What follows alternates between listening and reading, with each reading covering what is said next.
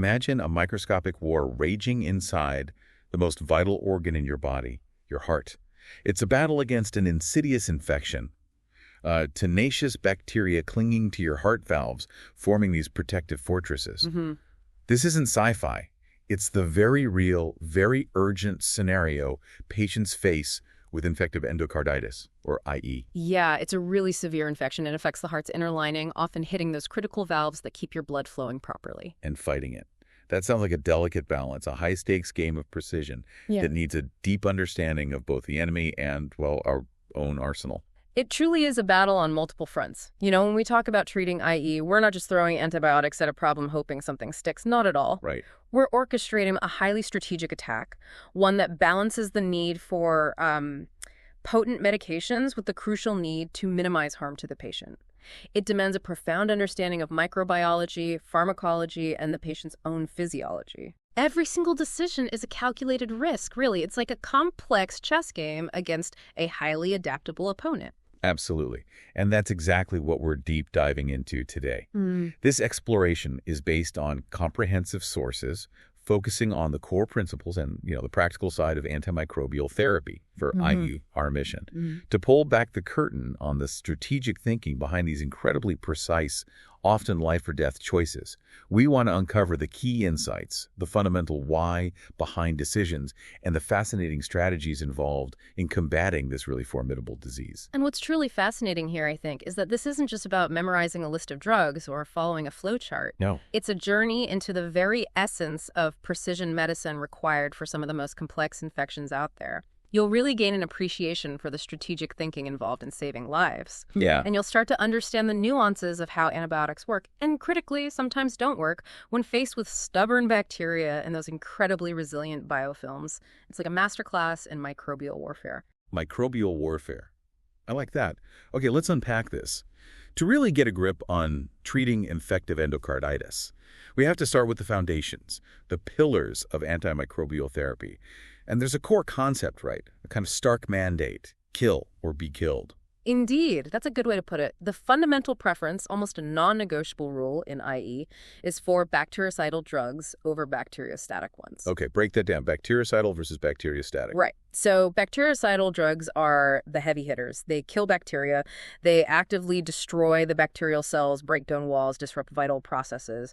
Bacteriostatic drugs, on the other hand, are more like a blockade. They just inhibit bacterial growth, stopping multiplication. So they just stop them in their tracks. Yeah, the idea there is to let the body's own immune system hopefully step in and clear the infection. So why is it so crucial in IE to go for the kill?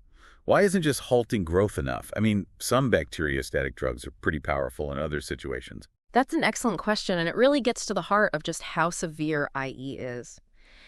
In this high-stakes environment, simply halting growth isn't enough. It's just not. Okay. These infections are often severe, huge bacterial burden, and they're right there on the heart, valves a critical high-flow area.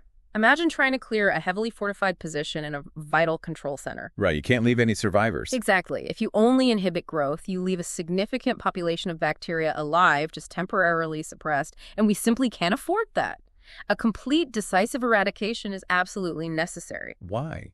What happens if some hang around? Well, any remaining viable bacteria, even if they're dormant for a bit, can lead to severe, life-threatening complications. We're talking abscesses within the heart tissue, incredibly hard to treat. Valve destruction leading to heart failure, maybe urgent, high-risk surgery. And critically, there's the constant threat of systemic emboli. Emboli. Those are clots. Yeah, bacteria-laden clots. They break off from the heart valves, travel through the bloodstream. They can go to the brain, causing strokes, the lungs, causing pulmonary embolisms or other organs, seeding new infections. Wow. And of course, there's a very high risk of the infection coming back recurrence if treatment isn't complete. It has to be a total victory to protect the patient from all that. That makes perfect sense. It's like needing to totally extinguish a fire in the engine room, not just dampen it. You need to know it's out. Precisely. But here's where it gets really interesting for me. Even with these powerful bactericidal drugs, the treatment duration for IE is incredibly long. We're talking weeks, not days. For native valve endocarditis, NVE, it's typically 2 to 6 weeks. And for prosthetic valve endocarditis, PVE, it's often 6 weeks or even longer. That's a marathon. What's behind this long, drawn-out battle? Yeah, that often surprises people, doesn't it? It seems almost counterintuitive given we're using drugs designed to kill. The reasons for such prolonged therapy are actually fascinating insights into bacterial survival mechanisms. They really highlight the cunning adaptability of these microbes. Okay, tell me more. First, there's something called bacterial tolerance. Now, this isn't the same as resistance, where the drug fundamentally doesn't work anymore due to genetic changes. Right. The bacteria are still technically susceptible. In a lab dish, the drug would kill them fine. But inside the body, especially in that unique IE environment, they develop these temporary physiological tricks to counter the antibiotics and basically escape killing. Escape killing. So they duck and hide. Sort of. It's a phenotypic tolerance. Their behavior changes temporarily. They might slow their metabolism, activate stress responses. It's like they're ducking the antibiotic's full effect without actually changing their genes to become resistant. Think of a submarine going into silent running mode. Okay, so it's temporary vulnerability reduction, not permanent immunity. Exactly. They're just less susceptible for a while. Then another big challenge is the presence of slow-growing or even dormant bacteria. Dormant. Like hibernating. Pretty much. Many antibiotics, especially ones targeting active processes like building cell walls or making proteins, work best on actively growing, multiplying bacteria. If bacteria slow down or become dormant, we sometimes call these persisters. They become way less susceptible. Because the drug's target isn't active. Precisely. The drug's target isn't active or maybe not even accessible. It's like trying to hit a moving target that suddenly stops and plays dead. The drug just sails past. And then there's the environment itself, inside the heart. Yeah. We're not just talking free-floating bacteria, are we? You mentioned fortresses. That's right. The physical environment is incredibly challenging. We differentiate between planktonic bacteria, those free-floating cells in the blood, generally easier to target, and bacteria living within vegetation. Vegetations, what are those exactly? They're these characteristic clumps on the heart valves, bacteria mixed with platelets, fibrin, host immune cells. They create a kind of protective niche. Okay. But the real game changer, the toughest challenge, are biofilms. Biofilms are these highly organized, protective, slimy communities. Bacteria basically build their own fortresses out of a self-produced matrix, like an extracellular goo. Wow. Slime fortresses. Pretty much. And it's not just simple slime, it's complex, structured. Bacteria inside can communicate, share resources, and endure stress. They're incredibly hard to penetrate and eradicate. So the biofilm is a physical barrier, making it hard for drugs to even get in. Absolutely. Yeah. The matrix is a formidable physical barrier. Antibiotics struggle to get through at effective concentrations. Plus, bacteria within biofilms often change their physiology even more, maybe go into that slow growth state we talked about or express different genes. Making them even less susceptible. Exactly. All these adaptations, physical and physiological, make them incredibly difficult to wipe out completely. This is why, if treatment is too short, even if the patient feels better, these hidden bacteria can just resume growth after the antibiotics stop. Leading to recurrence. Right, a high risk of recurrence, sometimes even worse than the first time. It's a constant battle against their ability to hide, survive, and reemerge. That's why the marathon treatment duration is truly indispensable. That's fascinating and deeply challenging. So given this marathon, when does the clock actually start ticking? Is it from the first dose of antibiotics the patient gets?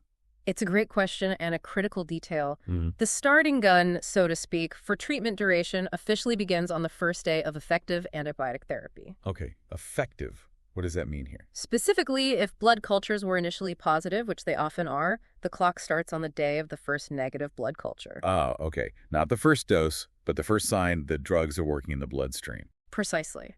That negative culture is a critical clinical benchmark. It tells us the initial antibiotic attack has cleared the circulating bacteria, the planktonic ones.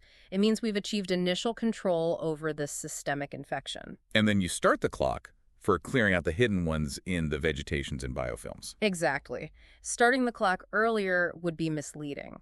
It ensures we're measuring the true duration needed to eradicate that deep-seated infection. So it's not just the right drug for the right duration, but also making sure it's delivered optimally. That's the next pillar, right? Mode of administration. Precisely. The principle is administering antimicrobials in their most effective mode. For severe infections like IE, this very often means intravenous infusions or even prolonged administration like continuous infusions rather than just quick shots or boluses. Why continuous? The goal is to maintain consistent high drug levels in the bloodstream over time. It's directly linked to needing sustained bactericidal activity against those hard-to-reach bacteria in vegetations and biofilms. Many key antibiotics, like beta-lactams and vancomycin, show time-dependent killing.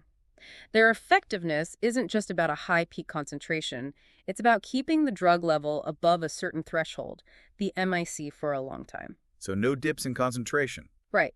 Continuous or prolonged infusions help maintain those optimal levels without dips. Intermittent dosing, especially with drugs that don't last long in the body, might let levels drop below that threshold, giving those tolerant or slow-growing bacteria a chance to rebound. It's about maintaining relentless pressure. Constant, unwavering pressure. Got it. Now, our sources mentioned a significant change of concept in how IE is treated, moving away from a more traditional approach to a more dynamic phase treatment. What's that evolution about? This is a really important shift in patient care. Traditionally, the concept was often complete IV therapy, all done in the hospital. Patients might be stuck in a hospital bed for 6 weeks or more, receiving IV antibiotics. Wow, that's tough on the patient. And expensive. Exactly. The impact on quality of life, the healthcare costs, immense. The change of concept is this crucial shift towards a more dynamic, phased treatment approach.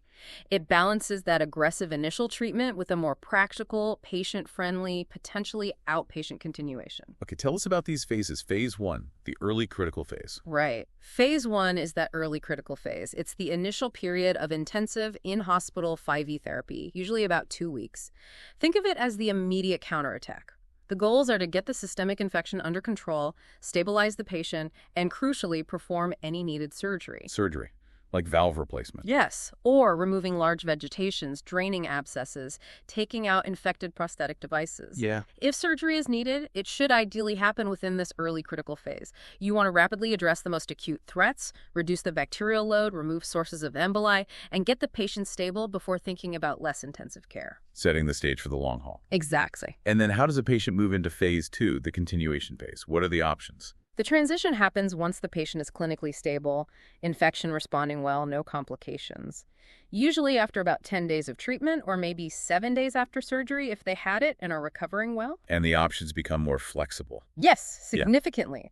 Patients might transition to OPAT, outpatient parenteral antimicrobial therapy. They still get IV antibiotics, but at home or in a clinic, not the hospital. That's a huge difference for the patient. Huge. It requires good support, home nurses, monitoring, but it's a major step. And crucially, in some very carefully selected cases, and only after a special heart scan, a transesophageal echocardiogram, or TOE, confirms stability. Yes. Oral antibiotics might even be an option. Oral for endocarditis. Yes, after that initial IV phase and confirmation of stability via TOE, it's a big step, offering even more patient autonomy. But it has to be the right patient, right bug, right clinical situation. And the goal of this whole continuation phase is to complete the full course, the 4 to 6 weeks for NVE, maybe longer for PVE. This extended therapy is specifically to eliminate those remaining resting or dormant bacteria and eradicate those tenacious biofilms, the ones hiding during the initial onslaught. So this phased approach balances aggressive initial treatment with a more patient-friendly continuation. Exactly. It reflects advances in care, recognizing we can treat these complex infections safely and effectively while improving the patient's experience and reducing healthcare burdens. It's a much smarter, more nuanced approach. That's a really positive evolution in care. Okay, let's shift gears into specific drugs. It's clear not all antibiotics are equal here. Let's talk aminoglycosides. Our sources give a pretty strong warning. Powerful, but risky. Yes. Aminoglycosides are truly a double-edged sword in IE. The warning is clear. Generally avoid them in Staphylococcus IE. That's crucial. It stems from their mechanism, toxicity, and limited evidence of added benefit compared to the risks in staph infections. They just don't get into staph biofilms that well. But they do have a specific, limited role for Streptococcus IE. They do. A very carefully defined role. For Strep IE, they are sometimes used, but for a much shorter duration, typically only 2 weeks. Why add them for just 2 weeks? The reason is to potentially shorten the overall duration of therapy for the main antibiotic, or to get a faster, stronger bactericidal effect. They work synergistically with drugs like penicillin or ceftriaxone, enhancing the kill rate in certain strep infections. Synergy, like 1 + 1 = 3. Kind of, yeah. But the catch is significant. Aminoglycosides carry a high risk of nephrotoxicity, kidney damage, and also ototoxicity affecting hearing and balance. Oof. Serious side effects. Very serious. That's why their use is so carefully managed, with close monitoring of kidney function and often limited to that specific 2-week window. The benefit has to clearly outweigh those very real risks. High reward, potentially high risk. Yep. Got it. What about rifampicin? Another tricky one, needing special handling. Rifampicin definitely is a tricky ally. Timing is absolutely everything. It started only for susceptible Staphylococcus IE, and critically, only after 3 to 5 days of effective therapy with another main drug. Never right at the start. Why the delay? Why not use its power right away? Good question. The rationale is the bacterial load needs to be significantly lowered first by other drugs. Rifampicin is incredibly good at penetrating biofilms, which makes it very attractive for prosthetic valve endocarditis, where biofilms are a huge problem. But bacteria can acquire resistance to it incredibly easily and rapidly if it's used alone. Even a single mutation can do it. It's a stark reminder of evolutionary pressure. So using it alone on a big infection is asking for resistance. Absolutely. You're almost guaranteeing a resistant mutant will pop up and take over. Yeah. So to prevent this, rifampicin must always be given with a partner combination drug. Yeah. Always. This ensures that even if resistance to rifampicin starts, the partner drug is still working, stopping the resistant bacteria from surging and allowing the combo to achieve a sustained kill. It's a strategic move against resistance. Fascinating. Really highlights the bacterial adaptation. And then there's daptomycin. What's its story in the IE arsenal? Daptomycin is another powerful tool with specific rules for IE. It's primarily used for Staphylococcus or Enterococcus IE, especially when other drugs might not work or aren't tolerated. And with daptomycin, there's a crucial go big or go home rule. Go big or go home. It must be given at a high dose in IE, often higher than for other, less severe infections. Lower doses just aren't effective enough at penetrating the infection site and killing the high numbers of bacteria in vegetations. And like rifampicin, it needs a partner too. Yes, there's a strong imperative for partnership, preferably used with a second antibiotic, maybe a beta-lactam like epicillin, artepanum, or ceftaroline, or maybe fosfomycin. Same reason. Resistance. Yes, largely. There's a significant risk of resistance developing during treatment if daptomycin is used alone, particularly with Staph aureus or Enterococcus faecium. Bacteria can change their cell membranes to become less susceptible. Wow. So using a second drug that works differently helps prevent that resistance and ensures a more robust synergistic kill. Again, it underscores bacterial adaptation and the need for combination therapy in these tough, long treatments. We're always trying to stay one step ahead. Okay, principles established, key drug quirks noted. Let's dive into the microbial menagerie itself, because the specific bug dictates a highly tailored plan, doesn't it? It's not one size fits all. Not at all. Understanding the specific pathogen is crucial. Let's start with a big group. Yeah. The oral streptococci like mitis, mutans, oralis, sanguinis, angiosus, salivarius, and also strep galeoliticus bovis, often from the gut. What's the standard play here? Yeah, what's the baseline? Okay, if these strep are fully penicillin-susceptible low MICs, the standard approach works well. For native valve endocarditis, NVE, it's typically 4 weeks of therapy. For prosthetic valve endocarditis, PVE, it's a full 6 weeks. On the go-to drugs. Penicillin G, amoxicillin or ceftriaxone, all beta-lactams targeting the cell wall. Highly effective for susceptible strep. You mentioned earlier a short 2-week duration option for some NDE cases. How does that work, given the need for long treatment? Yes, that's where strategic combination comes in. For non-complicated NVE patients only, you can sometimes shorten the main beta-lactam therapy, Pen-G, amoxi, or ceftriaxone, to 2 weeks, but you have to combine it with gentamicin or nettlemycin for those same 2 weeks. Bringing in the aminoglycoside for synergy. Exactly. Gentamicin is added specifically to boost the killing effect of the beta-lactam, allowing for a faster kill and thus shortening the overall therapy duration. It's a calculated risk-benefit balance. Using the synergy to cut down treatment time, despite the gentamicin risks. Right. But remember, only for uncomplicated NVE, never for PVE, which is inherently more complex because of the prosthetic material. What if a patient is allergic to penicillin or other beta-lactams? That throws a wrench into things. It does. Requires an immediate strategy shift. Options then become vancomycin or teicoplanin, used alone. Different class, different mechanism, targeting the cell wall, effective alternatives.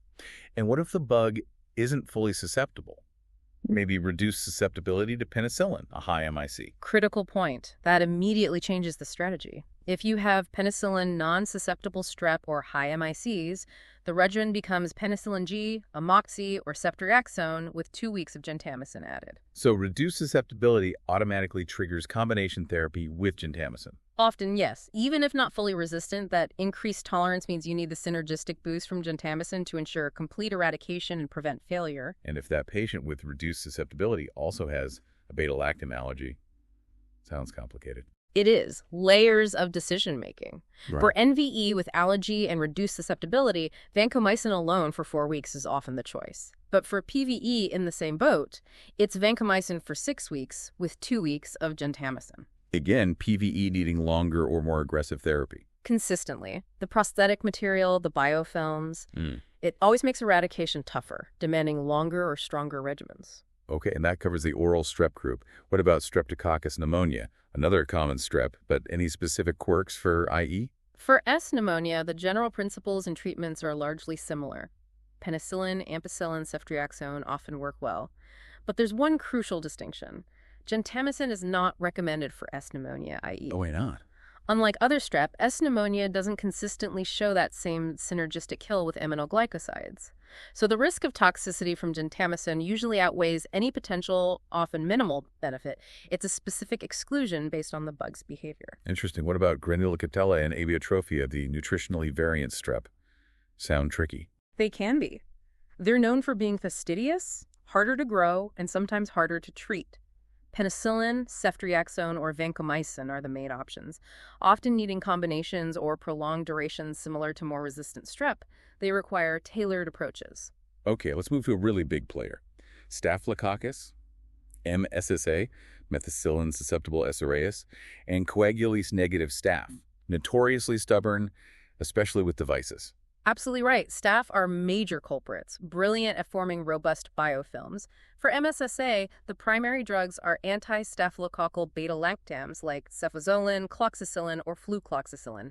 Excellent choices, strong killing activity. And this is where rifampicin comes back in for PVE. Exactly. For prosthetic valve endocarditis caused by MSSA, rifampicin is added to one of those beta-lactams, but remember, only after 335 days of effective therapy to lower the bacterial load first. Reinforcing the rifampicin rules, always with the partner, only after initial load reduction. Precisely. Minimizes resistance risk, maximizes biofilm penetration for PVE. And if there's a penicillin allergy with MSSA? Alternatives include cefazolin, if allergy allows, or daptomycin plus ceftaroline, or fosfomycin.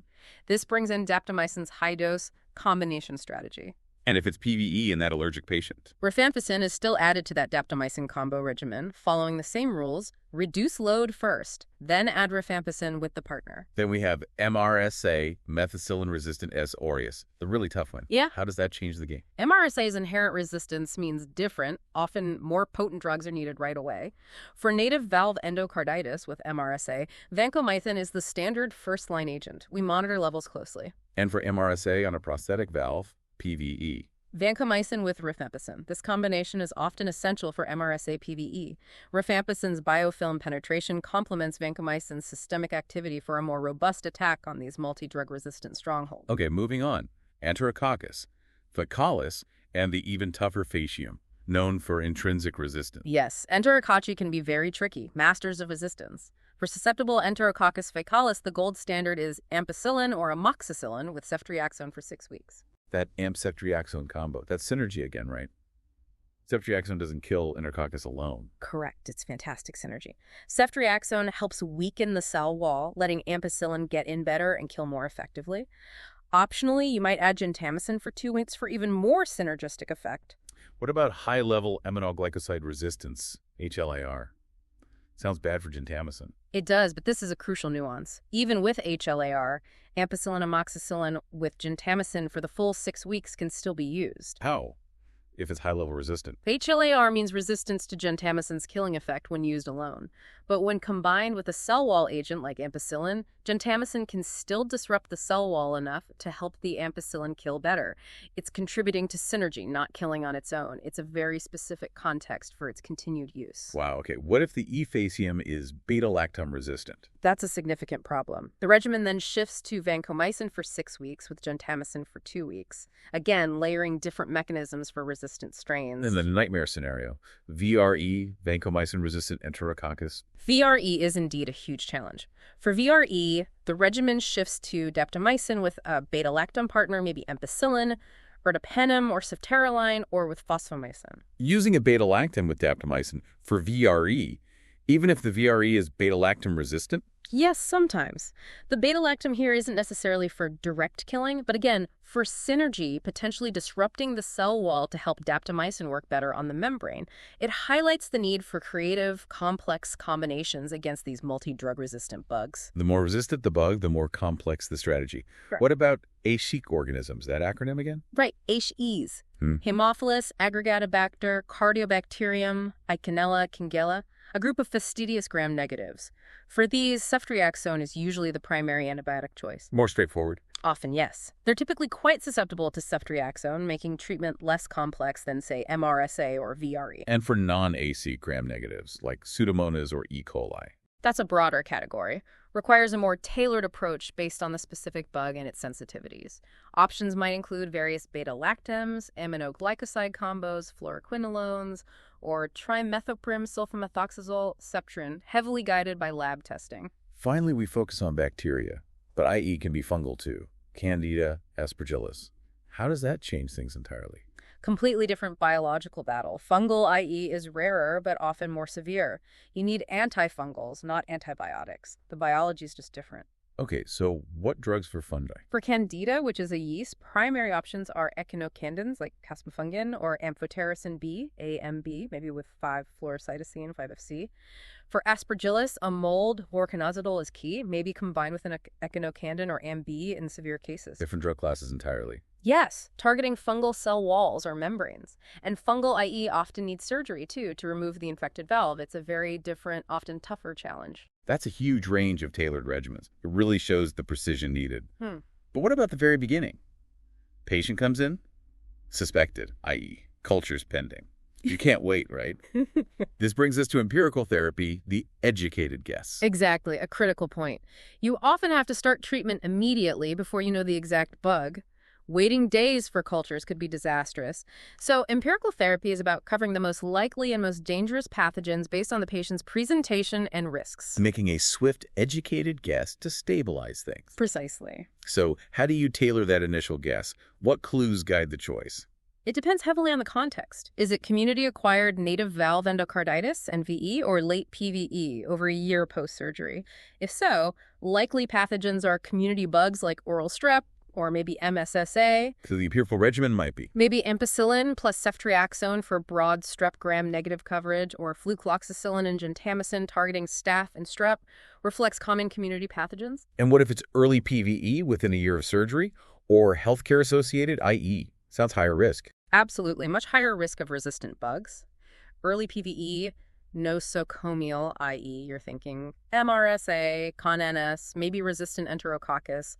The empirical regimen needs to be much more aggressive. Like what? Typically vancomycin or daptomycin for MRSA ConNS, with gentamicin, synergy for enterococcal gram-negatives, and rifampicin for biofilm penetration, especially on prosthetic material.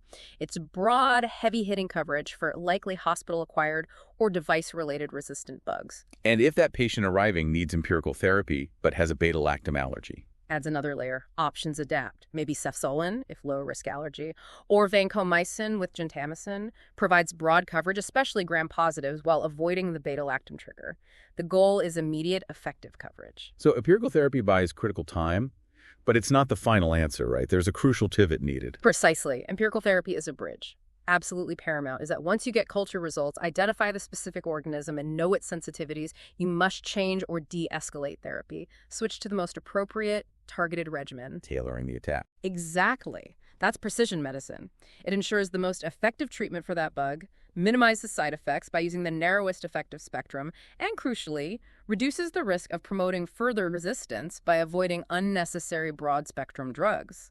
It's moving from a shotgun blast to a sniper shot. Always safer and more effective long-term. What a journey. We've really taken a deep dive into the complex, high-stakes landscape of infective endocarditis treatment today. We started with those foundational principles, bactericidal drugs, the fascinating reasons for long treatments like bacterial tolerance and biofilms. Those core ideas.